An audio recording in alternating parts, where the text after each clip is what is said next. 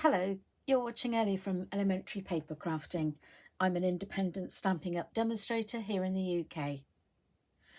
So I'm going to just bring you something very short today, and this is more of a technique video rather than showing a card. I'm just showing a card because I'm showing you how to use this technique, but it came about, I'm preparing for a class this afternoon and all on heat embossing. And this particular technique just came to mind, and I thought, I'm going to try it again because I haven't done it for years. So this is what I'm going to show you today. So I've done a lot of prep ahead of time. I'll just show you what I've done so far. So I've just taken a piece of A4 cardstock. That's the size we use in Britain. I folded it in half and burnished and folded it. Sorry, I've scored it in half, burnished and folded it, and then I've scored down the centre of that and folded it back. So I've made what I think people call a Z-fold card. Then I've covered it in some designer series paper, which I'm sorry, it has been retired now. This was the Rooted in Nature, and I think the paper was called Nature's Poem. But the only reason I've chosen this particular set is because I wanted a big stamp to do the technique with, and I thought this was a perfect one to use. And I don't have any other, I've got big stamps, but I didn't buy the dies to go with them. And you'll see why I needed the dies really in a minute. So basically, what I did was, using the die, I cut out 3 pieces of thick cardstock, like so, and I've stuck them one on top of the other, so it's really, really thick. Okay, so then I used a piece of very vanilla thick cardstock, and then I cut it using the stitched rectangle, and then I used the next size down and I cut this frame from the copper colour foil sheet. Yeah, and I'm not even sure we do the copper anymore, but I had it there and I thought it would just go beautifully with this. So that's how I made the border, the frame, and I just stuck it on there to make a nice finish. Now, what I've also done ahead of time, because this does take quite a long time to do, I've already covered this in 2 coats of copper coloured embossing powder. Now, the reason I've already done that is because you need to do this 3 or even 4 times, because it's got to be thick and it's got to be even, and the more you put on and heat it, the better it turns out. So I'm going to bring in a heat resistant mat now, because with this technique you can't use your heat gun. I'm going to put the heat gun on now. I'll just show you first. With this technique you can't use a heat gun like this, like you would with ordinary card. You need to lie it down, so you do need to protect your worktop. That's why I use this. Right, sorry about the noise, but I'm going to have to put this on to get it hot. So I'm going to bring in some really nasty, horrible looking old paper. That will do, it's not too bad actually. And I'd just like to fold it in half. And then I've also got a piece of card that I use for embossing powder. So I'm going to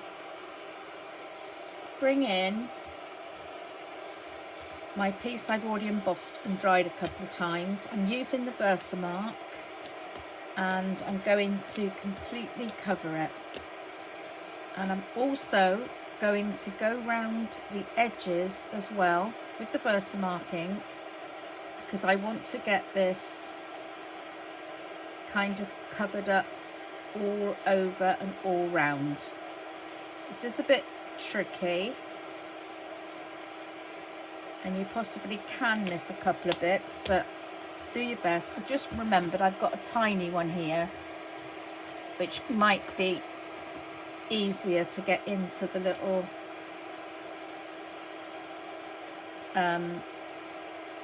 corners here. I'm not sure if it's working, but I'll give it a go.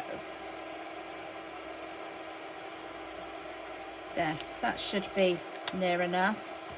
Just for luck, I'm going to go over that again. So then I'm going to come in with my embossing powder and go generously all over.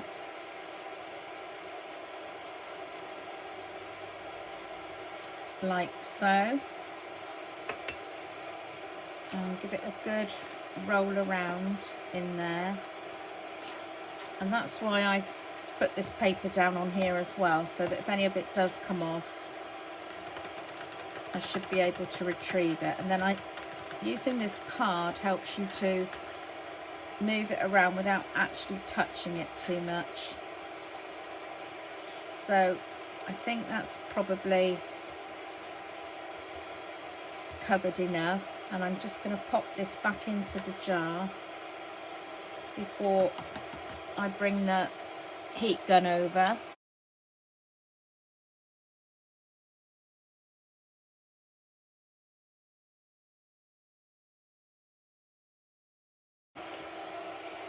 Right, heating it up now.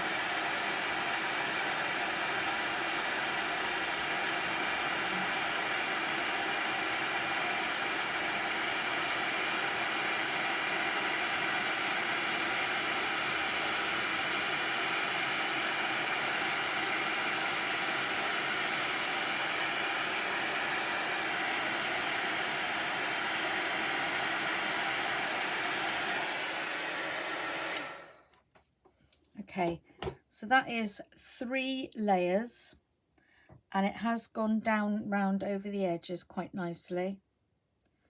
I'm just going to let this cool down, and then I'm going to do the final layer. Now you've got to be really quick and quite deft when you do this part, because we're going to do something and probably everyone's going to cringe. But while it's still hot, I'm going to stamp it again with the stamp and get the impression of the tree.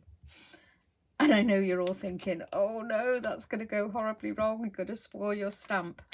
And you don't. It honestly, I know it sounds ridiculous, but it doesn't spoil your stamp. But you do have to use the red rubber one. It won't work on a photopolymer stamp. Well, I've been told it doesn't work on a photopolymer stamp. And I won't try it because I think that might ruin it. Okay, so let me just have a quick... Yeah, I think this is dry. And the reason this works is because you do lots and lots of embossing powder. If you only do 1 coat, this doesn't work. You need the thickness and the melt of a thick piece for this to actually work. So here we go again then. This is the 4th and final layer.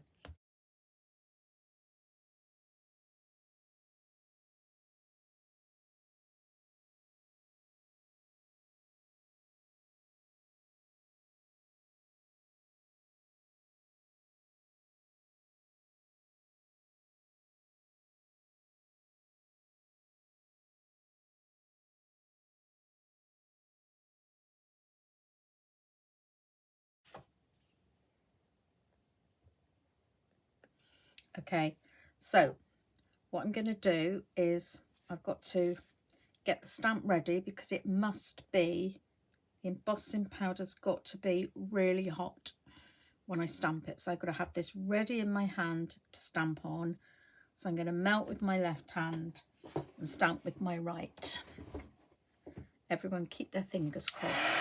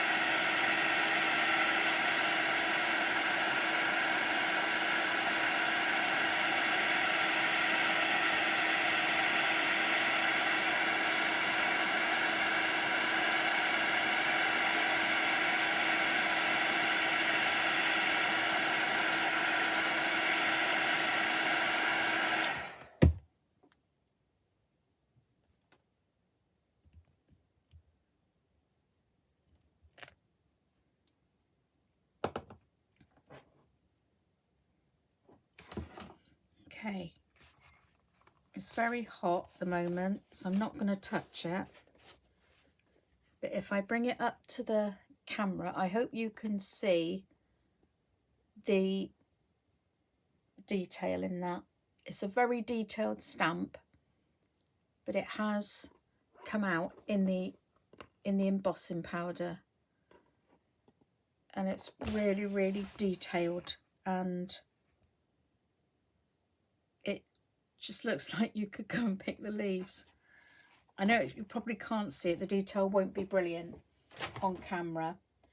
That's the technique, and then I'm going to pop it onto this frame, and I just think the simplicity of this looks so classy.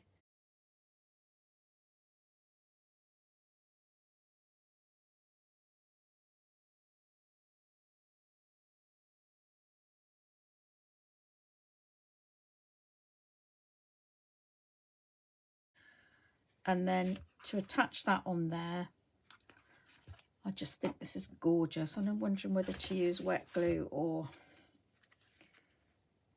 I'm not sure where I'm going to put this. I think it needs to be, yeah, I'm going to let's pop some wet glue on, I think. Right, I'm just going to use a pencil to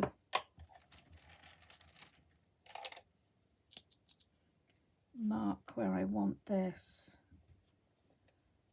So here and here. So if I put wet glue on this bit,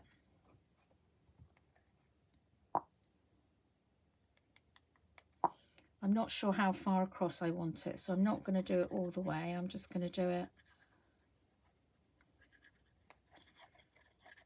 spread that out a bit, and then between the two pencil marks that I made, I'll put some more there.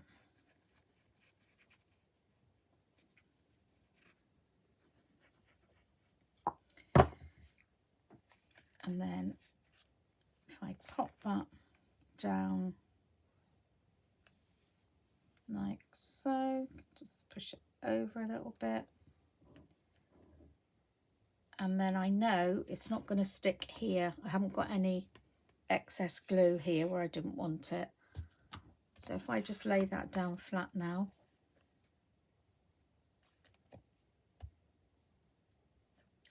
and then I'm not going to finish this off with any greeting at the moment because I don't know what I'm going to use this card for yet. But what I do have, which came with this suite, is some lovely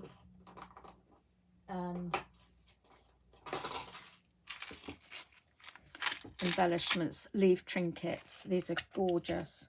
So I'm just going to add one of these. Let's see, what should I go for? I'll go for a triple one. And these came in the copper and silver finish. So just absolutely such a gorgeous, simple card. But I think you'll agree with me that it really does pack a punch. The gorgeous copper colours with the designer series paper just look amazing. And the detail in this is incredible. I know you can't really see it, but oh, it's amazing. So if I just add that one, I'm going to pop that up there. And to stick it on, I'm just going to use some glue dots.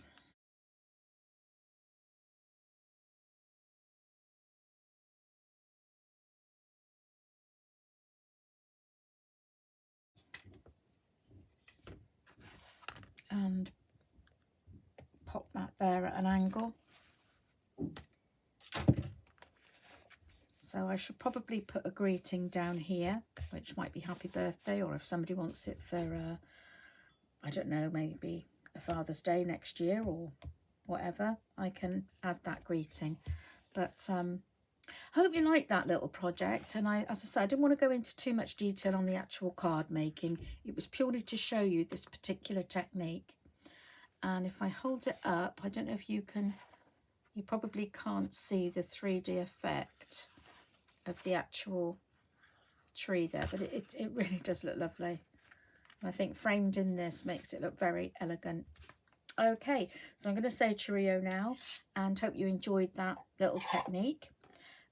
If you'd like to purchase any Stampin' Up products, you will see a link to my shop in the description box below if you're watching on YouTube, and on Facebook you'll see it at the top.